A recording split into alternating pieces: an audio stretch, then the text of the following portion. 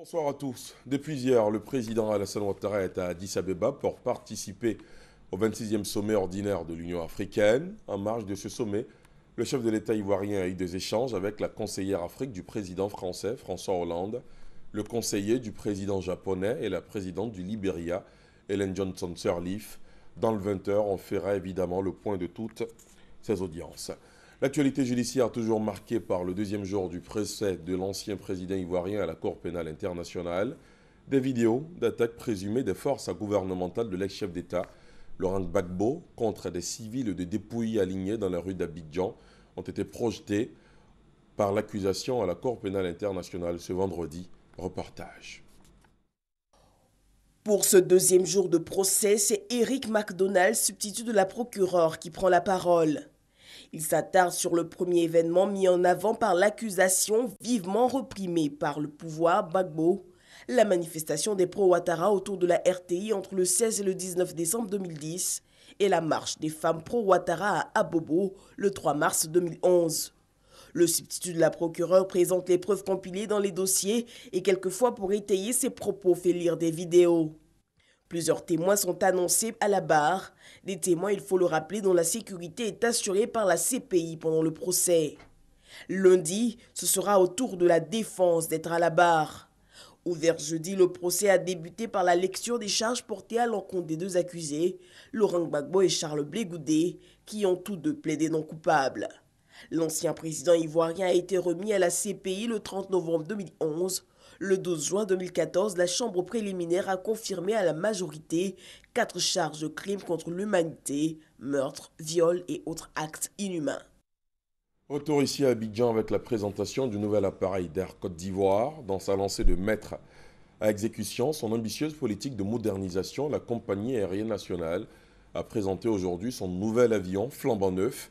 Il est de type bombardier.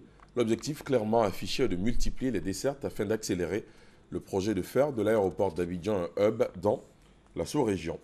Les feux mal maîtrisés causent des dégâts. Plus de 100 hectares de culture et une trentaine d'hectares de forêt de teck ravagés par les feux de brousse à Nzikro, sous-préfecture de Kononfla, c'est dans le département de Saint-Fra. 9 villages et plusieurs campements totalisant environ 4000 habitants sont touchés négativement par ce malheureux incident. On reviendra là-dessus dans le 20h. À l'étranger, 2 envoyés spéciaux du quotidien français Le Monde, le français Jean-Philippe Rémy et le britannique Phil Moore, arrêtés jeudi au Burundi en compagnie, selon les autorités de criminels armés, ont été libérés sans inculpation après leur audition par le parquet, annoncée par l'ambassadeur de France à Bujumbura. Des insurgés ont attaqué avec une bombe et des armes une mosquée chiite dans l'est de l'Arabie Saoudite pendant la prière hebdomadaire du vendredi. 4 personnes ont été tuées et 18 autres blessées selon le ministère de l'Intérieur. L'attaque s'est produite dans un quartier habité par de nombreux employés de la compagnie pétrolière d'État Aramco. Une vidéo postée sur les réseaux sociaux montrait la mosquée après l'attaque avec plusieurs personnes couchées, immobiles, sur le tapis recouvrant le parterre de la salle de prière et des débris de verre. Les Pays-Bas vont participer aux frappes aériennes menées en Syrie contre le groupe État islamique, annonce faite aujourd'hui par le gouvernement néerlandais répondant positivement à une demande en ce sens de Washington et de Paris. Les Pays-Bas participent depuis octobre 2014 aux opérations de la coalition en Irak avec 4 chasseurs F-16 spécialisés dans le soutien aux opérations terrestres de l'armée irakienne. Ces 4 avions vont donc élargir leur travail selon le Premier ministre libéral Mark Rutte. En Chine, 4 mineurs ont été secourus aujourd'hui après avoir passé plus d'un mois dans le sous-sol d'une mine de gypse qui s'était écroulée le 25 décembre dernier. Enfin, sachez que la Centrafrique, de nouvelles allégations d'abus sexuels sur des mineurs par des soldats étrangers ont été dévoilées. Selon 4 des jeunes filles victimes de ces pratiques, leurs agresseurs faisaient partie du contingent géorgien de l'EUFOR. Et voilà qui m'a fait à ce Flash Info. Merci de l'avoir suivi. L'info revient à 20h.